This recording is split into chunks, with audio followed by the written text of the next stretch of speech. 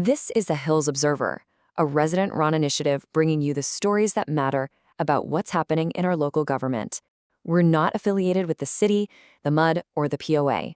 We're your neighbors, and we believe an informed community is a stronger community. If you want to stay in the loop, subscribe to our channel so you don't miss what comes next.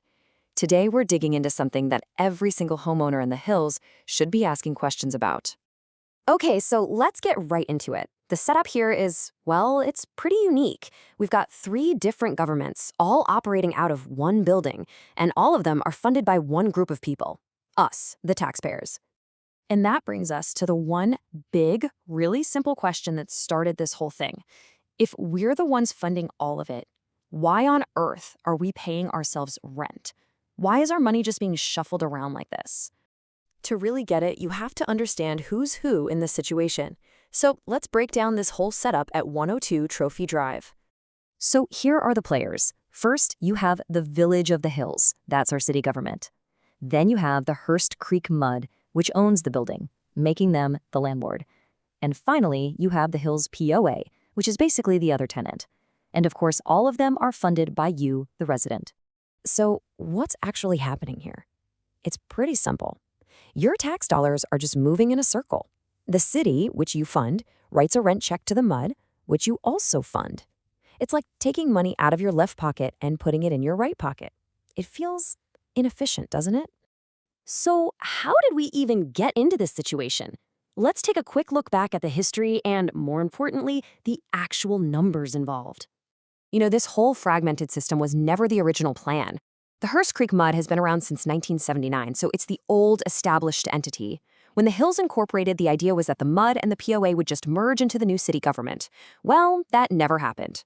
In fact, the MUD has been so dominant that up until just last year, it was still doing the city's bookkeeping. That tells you a lot about the power dynamic here. And let's be clear about the scale we're talking about.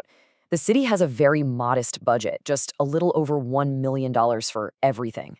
So in that context, any amount of money being spent on rent isn't just a rounding error.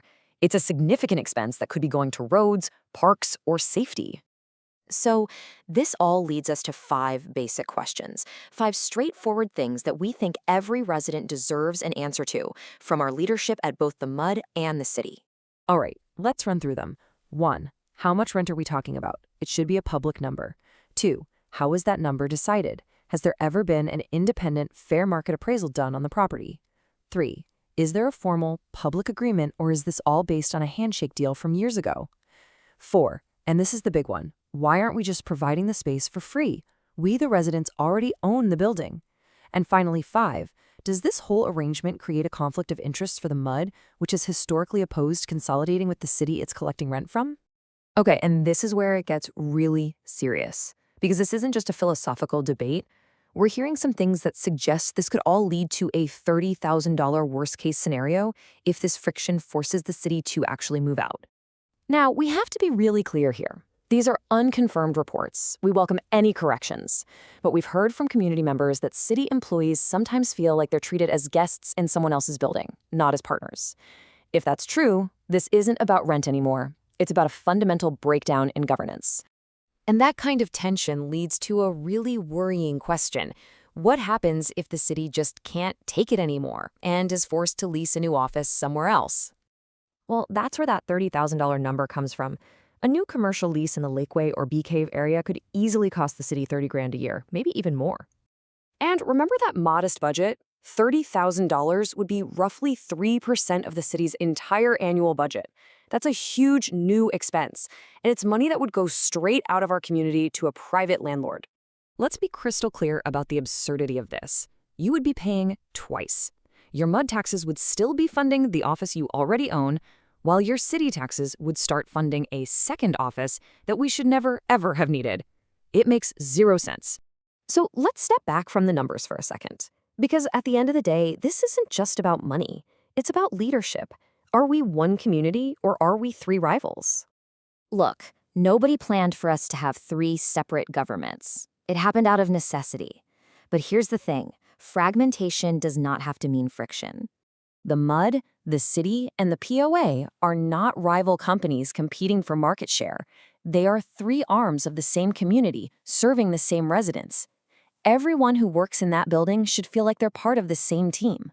Because, let's be blunt, the alternative, our city government packing up and moving into a strip mall on RR 620 while a perfectly good office sits empty in a building we already paid for, that isn't just a waste of money. It is a failure of leadership, period. So, what can you do? Show up. MUD meetings are the third Monday of the month at 9 a.m. City council meetings are the second Tuesday at 9 a.m. Go and ask these 5 questions. Submit a Public Information Act request for the lease agreements. And most importantly, share this video with a neighbor. The more of us asking questions, the better. This is the Hills Observer. We believe an informed community is a stronger community. If you agree, subscribe so you can stay in the loop. Thanks for tuning in.